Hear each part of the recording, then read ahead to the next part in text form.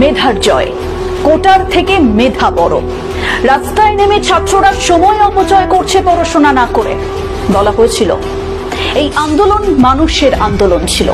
মুক্তিযোদ্ধাদের জন্য কোটা না থাকলে কারোর জন্য কোটা থাকা উচিত নয়, এইভাবে 2018 সালে সব কোটা বাতিল করে দেওয়া হয়েছিল। আসলে তখনও আন্দোলনের কাছে কিছুটা মাথা ঝোঁকাতে হয়েছিল বলতে পারেন। আন্দোলনটা সারা দেশে ছড়িয়ে পড়ায় ক্ষমতাসীন দলকে ভাবতে তো হয়েছে, বেঁকে বসার সুযোগ পাওয়া যায়নি। মেধা 93%, মুক্তিযোদ্ধা 5%, বিশেষ চাহিদা সম্পন্ন 1%, তৃতীয় লিঙ্গ 1% কোটার কথা বলেছে আপিল বিভাগ। ছাত্র আন্দোলনের এক প্রকার জয় হলো, কিন্তু ছাত্র হত্যার দায় কার? কে নেবে ঘটনার দায়? উত্তর কে দেবে? এতগুলো মানুষের প্রাণ চলে গেল, এতগুলো মানুষ আহত, তাহলে তার দায় কে নেবে? বাংলাদেশের ইতিহাস বলে বারবার ছাত্র আন্দোলন বাংলাদেশকে বদলে দিয়েছে। ক্ষমতাবানরা কিচ্ছু করতে পারেনি, তখনও বুক চিতিয়ে দাঁড়িয়েছে ছাত্ররা। 52 ভাষা আন্দোলনের সময় দেশভাগের মাত্র 7 মাসের মাথায় 1948 সালের 11ই মার্চ বাংলা ছাত্র সমাজকে রাষ্ট্রভাষার দাবিতে মাঠে নামতে হয়েছিল। সেই সময় মুখ্যমন্ত্রী খাজা নাজিম উদ্দিনের পুলিশ বাহিনীকে উপেক্ষা করে মিছিল করেছিল ছাত্ররা। ভয় পায়নি এতটুকু। 62 শিক্ষা আন্দোলনের ক্ষেত্রেও ছাত্রদের দাপট দেখা গিয়েছিল একইভাবে। 69 গণ অভ্যুত্থানের কথা ভোলা যায় না। 90-এর স্বৈরাচার বিরোধী আন্দোলন, 7 সালের শিক্ষক মুক্তির আন্দোলন, নিরস্ত্র শিক্ষার্থীদের উপর নির্মমভাবে অত্যাচার চালিয়েছিল সেনাবাহিনী। কোটা ছাত্র আন্দোলনের সফলতা ইতিহাস বদলে দেবার মতোই। এবার মেধা বারুদ হয়ে জ্বলে উঠবে।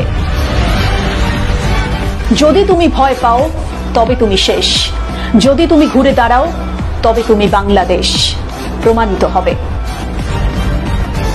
1972 সালের 5ই সেপ্টেম্বর সরকারি একটা আদেশে সরকারি কর্মকর্তা নিয়োগে 20% মেধা কোটা, 30% মুক্তিযোদ্ধা কোটা, 10% নারী কোটা চালুর বিধান করা হয়। বাকি 40% রাখা হয়েছিল জেলা কোটা। 1976 সালে মেধার ভিত্তিতে নিয়োগ 40% বাড়ানো হয়। এবার 93% মেধার ভিত্তিতে চাকরি। এই জয় আসলে প্রাপ্য জয়। মেধা বিকাশের সুযোগ দিতে হবে, দেশের রাষ্ট্র পরিকল্পনাকে সেই মতোই হতে হবে। মেধা তার কাঙ্ক্ষিত সম্মান পাবে। প্রশ্ন তো থাকে, স্বাধীনতার এতগুলো বছর পেরিয়ে শিক্ষিত তরুণ সমাজের ভবিষ্যৎ প্রতিষ্ঠার জন্য কতটুকু নিশ্চয়তা দেওয়া গেছে? কেন তরুণ সমাজকে সামান্য একটা চাকরির নিশ্চয়তার জন্য আন্দোলন করতে হবে, প্রাণ দিতে হবে? মুক্তিযুদ্ধের পক্ষের রাজনৈতিক দলকে মুক্তিযোদ্ধার কোটা বেশি রেখে কেন প্রমাণ দিতে হবে? গোড়ায় গলদ থেকে যায়নি তো? এই প্রশ্নগুলো তুলেছে বুদ্ধিজীবী মহল আজ প্রাপ্য জয়ের পর। মুক্তিযোদ্ধা কোটা বিরোধী এই আন্দোলন আসলে কি অন্য কোনো আন্দোলনের সত্যি ইঙ্গিত ছিল? ছাত্র আন্দোলন নিছক একটা ছাত্র আন্দোলনই ছিল, এবং এই ছাত্র আন্দোলনের ন্যায্যতা অবশ্যই রয়েছে। কিন্তু একথাও তো সত্যি, দুর্নীতি এবং দ্রব্যমূল্যের মতো বড় দুটো ইস্যু বাংলাদেশের মানুষকে ভাবাচ্ছে বহুদিন ধরে। তার সাথে ভাবাচ্ছে নির্বাচনে সব দলের অংশগ্রহণ না হওয়ায় ভোটাধিকার নিয়ে ক্ষোভ। ছাত্রদের সাথে যখন সাধারণ মানুষ মিশে গেলেন এই আন্দোলনটায়, তখন গণ আন্দোলনের রূপ নিল এই আন্দোলন। সেটা সরকার বিরোধী কিনা সেটা বলতে পারবো না, তবে কিছু ন্যায্য দাবি রাখছে সাধারণ মানুষ। রাজনীতির বাইরে সামাজিক ইস্যু নিয়ে আন্দোলন করলে সরকার পক্ষ মাথা ঘামায় না। বৃহত্তর পরিসরে সরকারের ওপর চাপ আসলে তখনই নড়ে চড়ে বসতে হয় সরকার পক্ষকে, কারণ ক্ষমতা হারানোর ভয়ে সবাইকেই তাড়া করে বেড়ায়। তখন কোটা বিরোধী আন্দোলন, নিরাপদ সড়কের মতো আন্দোলনগুলো অনেক বড় হয়ে দাঁড়ায়, কারণ সেগুলোর ক্ষমতা থাকে রাজনৈতিক আন্দোলনের মতোই। এই আন্দোলনের সাথে দেশটার বিরোধী দলকে জুড়ে দেওয়া হয়েছে। বলা হয়েছে সন্ত্রাসের ছক এই আন্দোলন, বিদেশি শক্তির প্রভাব। তার মানে বিরোধী দলটার ক্ষমতা খর্ব করা যায়নি, সেটা কি কোথাও স্বীকার করা হচ্ছে? সেই বিষয়টা প্রমাণ হয়ে যাচ্ছে। সেরকম একইভাবে বিরোধী দল যদি সাধারণ মানুষের এজেন্ডাকে ধরতে না পারে, সেটাকে কাজে লাগাতে না পারে, তাহলে তারাও জনগণের সমর্থন কোনোদিনই পাবে না। এটা তারাও বুঝলো এই কোটা বিরোধী আন্দোলনের মধ্য দিয়ে। 2018 সালে যখন কোটা বাতিল করা হলো, সেই সিদ্ধান্তকে অনেকেই আবেগতাড়িত সিদ্ধান্ত বলেছেন। সংস্কার না করে পুরোটা বাতিল আবেগের বশে করা হয়েছিল বলেই অনেকে মনে করেন। আজ প্রাপ্য জয়ের পর সেই কথা বারবার উঠে আসছে। সমাজবিজ্ঞানীরা বলে থাকেন কোটা হচ্ছে ক্ষতিপূরণ নীতির অংশ, আর মুক্তিযোদ্ধা কোটাকে যদি পুরস্কৃত করার নীতি হিসেবে ধরে নেওয়া হয় তাহলে সেটা কত প্রজন্ম পেতে পারে, সেটাই বড় প্রশ্ন। মুক্তিযোদ্ধাদের বর্তমানে 20,000 টাকা মাসিক ভাতা, গৃহহীনদের আশ্রয়ন প্রকল্পে ঘর দেওয়া, মারা গেলে রাষ্ট্রীয়ভাবে গার্ড অফ অনার দেওয়া, এই সমস্ত ব্যবস্থা চালু আছে। স্বাধীনতার পরপর মুক্তিযোদ্ধাদের কোটায় নিয়োগের যৌক্তিকতা ছিল, তবে এখন প্রশ্ন থাকে এই স্থায়িত্ব দেওয়ার নৈতিক দিকটা কতটা ঠিক, মানে যে 5% দেওয়া হয়েছে সেটা কতটা ঠিক। কেন এতগুলো কথা বলতে হলো সেটা এবার একটু বুঝিয়ে বলি আপনাদের। শুরুটা করি এইভাবে, তোমরা যদি জমিতে জুলুম লেখো, আসমানে ইনকিলাব লেখা হবে, মনে রাখা হবে, সবকিছু মনে রাখা হবে। কোটা আন্দোলন কি শেখালো? শাসকের গদি অলংকার করে থাকলেও মনে রাখতে হবে গণতন্ত্র ইজ গণতন্ত্র। মেনে নিন, মানিয়ে নিনের নীতি সবসময় খাটবে না। যুব সমাজ ফুঁসে উঠলে শক্তি সম্পন্ন, ক্ষমতা সম্পন্ন হয়েও লাভ হবে না, আর সেটা যে কোনো গণতান্ত্রিক দেশের ক্ষেত্রেই প্রযোজ্য। বিভিন্ন মহলে যা আলোচনা হলো তাতে করে স্পষ্ট এটাই যে অদূরদর্শী অবস্থান আজকের এই সমগ্র পরিস্থিতির জন্য দায়ী। কারণ ছাত্র হত্যার দায় কার? এত বড় ঘটনার দায় কার? অগ্নিগর্ভ বাংলাদেশের দায় কার? ছাত্রলীগ নিজের ক্ষমতা দেখিয়েছে, আইন শৃঙ্খলা রক্ষাকারী বাহিনী ক্ষমতা প্রদর্শন করেছে, কিন্তু আন্দোলনরত ছাত্রদের কাছে জবাবদিহিতা করা হয়নি কেন? করা হলো না কেন? আলোচনা আগে করা যায়নি, কিন্তু সুষ্ঠু একটা আলোচনা কোটা সমস্যার সমাধান করতে পারত। যখন ছাত্র সমাজ ফুঁসেছে, তাদের ধৈর্যের বাঁধ ভেঙেছে, তখন একটা আলোচনার কথা বলা হচ্ছে কেন? কাঁদানে গ্যাসের shell, rubber bullet, sound grenade ওদের ক্ষতবিক্ষত করেছে, ততক্ষণে প্রাণ চলে গেছে বহু উঠতি বয়সের ছাত্রের। দায় কে নেবে? বুদ্ধিজীবী মহল সে প্রশ্ন তুলছে। বাংলাদেশের ইতিহাসে বিরল ঘটনার দায় কার? বিভিন্ন দেশে আলোচনা শুরু হয়েছে। একেই কি বলে বিলম্বিত বোধোদয়? আইনমন্ত্রীর বক্তব্য অনুযায়ী আইনি প্রক্রিয়ায় শিক্ষার্থীদের দাবি দাওয়া দ্রুত মেনে নেওয়ার আশ্বাস দেওয়া হয়েছিল, কিন্তু তখন অনেকগুলো প্রাণ ঝরে গেছে, বহু মানুষ আহত, আর দেশের সম্পদ ধ্বংস হয়েছে। কারফিউ দিয়ে সমস্যা সমাধানের চেষ্টা। কারফিউ এমন একটা সময় জারি করা হলো যখন পুলিশ, র্যাব এবং বিজেপির সাথে বিক্ষোভকারীদের ভয়ানক লড়াই হয়েছে। নিয়মিত আইন শৃঙ্খলা বাহিনী এই পরিস্থিতি নিয়ন্ত্রণে আনতে ব্যর্থ হয়নি তো? আইনমন্ত্রী অবশ্য বলেছেন রাষ্ট্রের আইন শৃঙ্খলা রক্ষাকারী বাহিনী ব্যর্থ হয়নি। আপনি আপনার উত্তরটা জানাতে পারেন।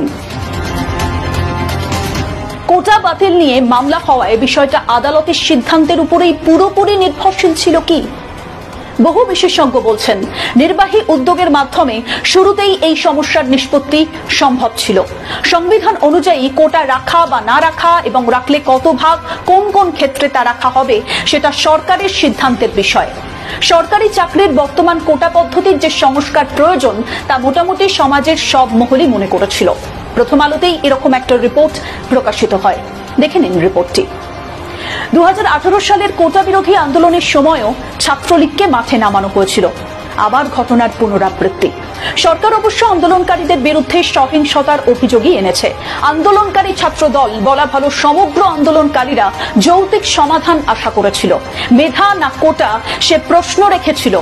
তাতে কি কোনো ভুল হয়েছিল যে এত বড় ঘটনা ঘটল বাংলাদেশে? প্রতিবাদে দেশের জন্ম, প্রতিবাদ দেশের পরিচয়।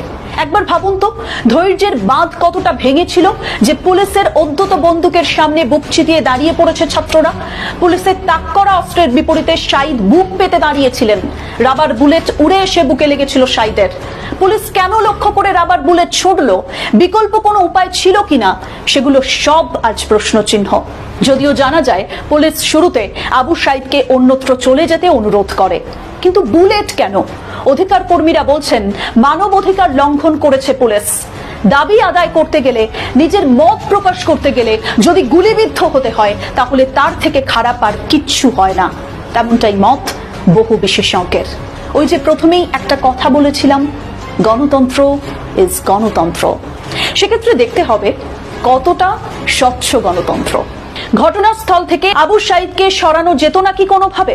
প্রশ্নটা তীব্র। উত্তর আশা করে আপনি দেখতে পারেন, যদি পান তাহলে জানাবেন প্লিজ।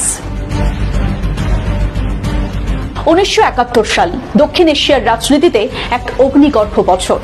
সামরিক শাসন ইয়াহিয়া খানের পাকিস্তানি হানাদার বাহিনীর অত্যাচারে হারহিম করা সন্ত্রাস নেমে এসেছিল তৎকালীন পূর্ব পাকিস্তানে। প্রায় 3 লক্ষ বাঙালিকে নির্মমভাবে হত্যা করেছিল পাক বাহিনী। মহিলাদের ওপর চালানো হয়েছিল অত্যাচার। পূর্ববঙ্গের বাঙালি গর্জে উঠেছিল সেদিন। স্বাধীন বাংলাদেশ রাষ্ট্রের দাবিতে সশস্ত্র যুদ্ধ শুরু হয়েছিল। মুক্তিযোদ্ধাদের বেশিরভাগই ছিলেন সমাজের একেবারে নিচু তলার মানুষ। স্বাধীনতার যুদ্ধে বীরের মতো লড়াই করেও নিজেদের ভবিষ্যৎ কি হবে কিছুই জানা ছিল না তাদের। 1972 সালে তাদের পুনর্বাসনের কথা ভেবে নবপ্রতিষ্ঠিত স্বাধীন গণপ্রজাতন্ত্রী বাংলাদেশ সরকার 30% মুক্তিযোদ্ধা কোটার কথা ঘোষণা করে দেয়। স্বাধীনতার পরেও একের পর এক রাজনৈতিক সংকট আছড়ে পড়েছিল বাংলাদেশে। সমাজতান্ত্রিক পথে চলতে গিয়ে বঙ্গবন্ধু শেখ মুজিবুর রহমানের কৃষক শ্রমিক আওয়ামী লীগ জোট একেবারে একদলীয় শাসন ব্যবস্থা চালু করতে চায়। বিক্ষোভ চরমে ওঠে। এরপর শেখ মুজিবুর রহমানের হত্যা, শুরু হয় রাষ্ট্রপতি শাসন। মুক্তিযোদ্ধাদের অনেকেই প্রস্তাবিত সুযোগ সুবিধা পায় না কিছুই। 1997 সালে তাই মুক্তিযোদ্ধাদের সন্তানদের জন্য এই সংরক্ষণের দরজা খুলে দেওয়া হয়। 2011 সালে একে আরো বাড়িয়ে মুক্তিযোদ্ধাদের নাতি নাতনিদেরও এই কোটার অন্তর্ভুক্ত করা হলো। মোট 56% চাকরি সংরক্ষিত। সাধারণ চাকরি প্রার্থীদের জন্য খোলা কেবল 44%। দাবি ছিল মেধাবীরা বঞ্চিত হচ্ছেন। ভারতের মতো বাংলাদেশেও বেকারত্ব যথেষ্ট বেশি। সরকারি চাকরি সকলের ইচ্ছে। প্রতি বছর সরকারি চাকরির জন্য লক্ষ লক্ষ ছাত্রছাত্রী পরীক্ষা দিচ্ছেন। কিন্তু এই মুক্তিযোদ্ধা কোটার ফলে চরম ক্ষোভ দেখা দিয়েছিল ছাত্রছাত্রীদের মধ্যে। প্রতিযোগিতার মাধ্যমে চাকরি পাওয়া উচিত। যে শতকরা 30% ভাগ ছিল মুক্তিযোদ্ধা কোটার, তা কি সত্যি কমানো উচিত ছিল? এর পাল্টা মতামত সবই রয়েছে। দেখুন, অনেকে মনে করেন যে যারা মুক্তিযোদ্ধার কোটায় আসছে তারাও মেধাবী, আবার অনেকে বিষয়টাকে সমর্থন করতে নারাজ। মুক্তিযোদ্ধাদের তৃতীয় প্রজন্ম মুক্তিযুদ্ধের চেতনা ধারণ করবে কিনা সেটা তো একটা বড় প্রশ্ন। তবু তাদের জন্য কিছু শতাংশ রাখা হলো। সরকার কি চাপে রয়েছে? এটাই সব থেকে বড় প্রশ্ন। 2018 সালে যখন এই কোটা বাতিলের দাবিতে উত্তপ্ত হয়েছিল বাংলাদেশের রাজনীতি, সংঘর্ষ হয়েছিল রাজশাহী বিশ্ববিদ্যালয়ে, ঢাকায় তার আঁচ এসে পড়েছিল। বিশ্লেষক মহলের দাবি, আওয়ামী লীগ সরকার চাপে পড়েছিল। না হলে কেন কোটা ব্যবস্থা তুলে নিল সরকার সেই সময়? স্বাধীনতার এত বছর পরেও মুক্তিযোদ্ধারা অনগ্রসর। মুক্তিযোদ্ধা কোটা বাতিল হলে সংবিধানের অবমাননা কি সত্যিই হবে বা সত্যিই হতো? বাংলাদেশের সংবিধানে সমাজের অনগ্রসর শ্রেণীকে সুবিধা দেওয়ার কথা বলা হয়েছে। মুক্তিযোদ্ধাদের কথা আলাদা করে কিছু বলা হয়নি। কোটা যদি বাতিল হয়ে যেত সম্পূর্ণভাবে, তাহলেও সংবিধান অবমাননা কিভাবে হতো? জওহরলাল নেহরু কি কোটার বিরোধী ছিলেন? 1961 27 জুন একটি চিঠি থেকে জানা যায়, নেহরু বলেছিলেন, আমি কোন রূপে সংরক্ষণ পছন্দ করি না, বিশেষ করে চাকরিতে সংরক্ষণ। আমি এমন কোন পদক্ষেপের বিরুদ্ধে যা অদক্ষতাকে প্রচার করে। কোটায় যদি উপযুক্ত মেধাবী ছাত্রছাত্রীরা উঠে আসে, সেক্ষেত্রে আপত্তি থাকার কথা নয় কারো। কিন্তু যদি মেধার থেকে কোটা বড় হয়ে যায়, তখনই তো সমস্যার সূত্রপাত হয়। সুপ্রিম কোর্টের রায়ে বলা আছে, কোন রাজ্য চাইলে 50% বেশি সংরক্ষণ দিতে পারে, তবে তা হতে হবে গ্রহণযোগ্য ব্যাখ্যার ভিত্তিতে। কিন্তু কেন্দ্রীয় স্তরে সেই সুযোগ এখনো পর্যন্ত নেই। ভারতের স্বাধীনতার পর বিভিন্ন সময়ে বিভিন্ন পরিমার্জনার মধ্য দিয়ে বর্তমানে সংরক্ষণ ব্যবস্থা এসে দাঁড়িয়েছে এই পর্যায়ে। ভারতের ক্ষেত্রেও লড়াই করতে হয়েছে কোটার জন্য। তবে দীর্ঘ ইতিহাসের রাজনৈতিক ছোঁয়া বা বিতর্ক দুটোরই আঁচ লেগেছে ভারতের কোটা ব্যবস্থার উপর। তাই বাংলাদেশের কোটা ব্যবস্থার উপরেই যে শুধুমাত্র লড়াই রয়েছে এমনটা কিন্তু নয়, ভারতের ক্ষেত্রেও রয়েছে। তবে এই মুক্তিযোদ্ধা কোটা স্পেসিফিক্যালি, এটা নিয়েই যত আপত্তি ছিল। Al Jazeera, Reuters, BBC, New York Times এবং এনডিটিভিতে বাংলাদেশের এই কোটা আন্দোলনের বিষয়ে খবর প্রকাশ করা হচ্ছে প্রথম থেকেই। আমেরিকা বিষয়টা নিয়ে উদ্বিগ্ন প্রকাশ করেছে, জাতিসংঘ জানিয়েছে নিজের মতামত। এখন এই যে রায় ঘোষণা হলো, সেটার পর দেখার যে মিডিয়াগুলো আসলে কি লেখালেখি করছে, সরকার পক্ষ কি বলছে এবং খুশি কিনা ছাত্র সমাজ, তরুণ সমাজ, সেই বিষয়টাও দেখার। আমরা পরবর্তী আরো অনেক রিপোর্ট নিয়ে আসবো এ বিষয়ে। নানাভাবে বিস্তারিত বিশ্লেষণ থাকবে।